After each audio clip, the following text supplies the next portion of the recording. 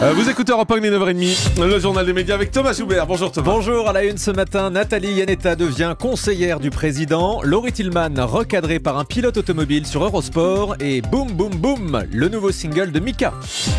Et on commence avec ce départ dont on vous avait déjà parlé la semaine dernière, un départ de la journaliste de Canal+, Nathalie Yanetta, pour l'Elysée, c'est désormais officiel. Oui, François Hollande a opéré un remaniement de son équipe hier. L'Elysée annonce donc l'arrivée de Nathalie Yanetta au poste de conseiller chargé des sports. Elle se verra notamment confier l'organisation de l'Euro 2016, sur lequel mise fortement le président.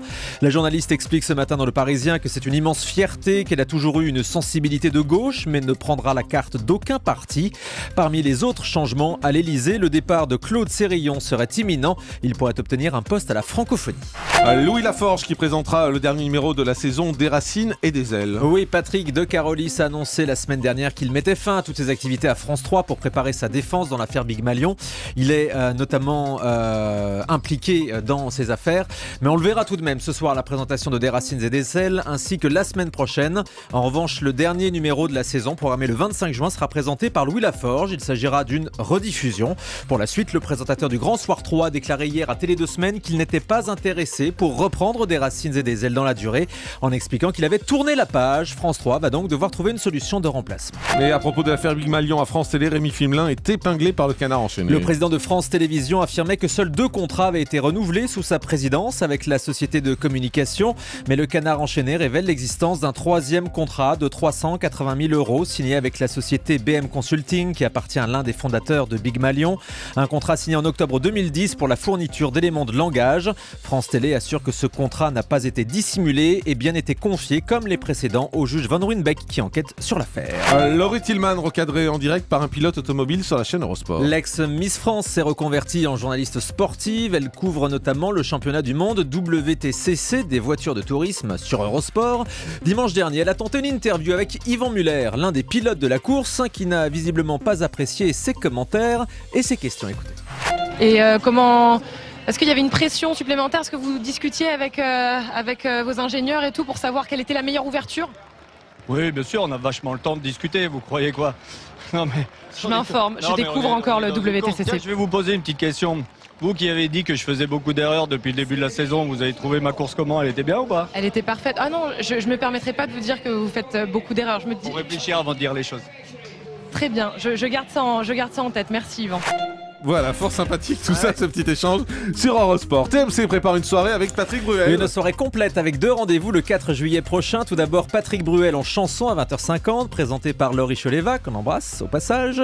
Il s'agira d'un classement des 20 plus grands succès de Patrick Bruel. Et à 22h50, Il était une fois reviendra sur la carrière du chanteur avec de nombreuses archives et témoignages. M6 renouvelle son contrat avec la chaîne américaine CBS. Un accord qui permet à M6 de diffuser les séries américaines produites par le network comme NCIS, Hawaii, Vous êtes à l'aise là, c'est bien, on vous sent bien à l'aise. Under the Dome. Un contrat donc renouvelé. M6 pourra diffuser les nouvelles séries de CBS comme le spin-off de NCIS qui se passera à la Nouvelle-Orléans ou Extant, une série avec Halle Berry. Je souffre pour vous. Moi aussi, bien, c'est compliqué les noms américains. J'ai les oreilles qui saignent. M6 lancera également la série Scandale Pas de exagéré, non. L'excellente série C'est bon ça Scandale. comme expression. Oui, pardon, allez-y, je vous en prie. Oui, Scandale, c'est pratique, c'est pareil en français et en anglais pour le coup. C'est la série préférée de Michelle Obama qui se passe dans les coulisses de la Maison Blanche, jusqu'à présent diffusée sur Canal+. On la verra donc en clair chaque semaine à partir du mardi 1er juillet sur M6 à 20h50 avec 4 épisodes à la suite.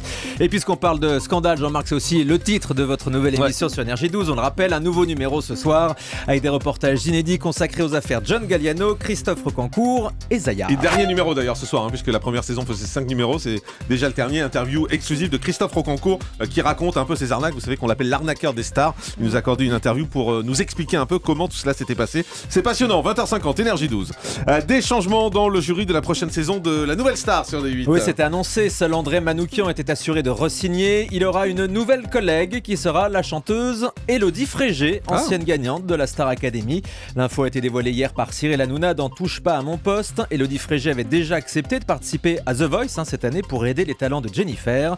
On la retrouvera donc dans Nouvelle Star. En revanche, toujours incertain l'avenir de Morane dans le jury de l'émission. Et puis Mika, le coach de The Voice, sort son nouveau disque aujourd'hui. Le chanteur déclare dans Le Parisien qu'il aurait, lui, envie de continuer The Voice l'année prochaine. En attendant, son nouveau single s'appelle Boum Boum Boum, un tube chanté en français. Et derrière le côté festif, vous allez l'entendre, se cache une réponse aux manifestations contre le mariage gay. On écoute un extrait. Boum boum boum. Et tous les bourgeois du 16e se demandent pourquoi je t'aime. Pour le voir, pas besoin d'un zoom. Quand toi et moi, on fait boum boum boum.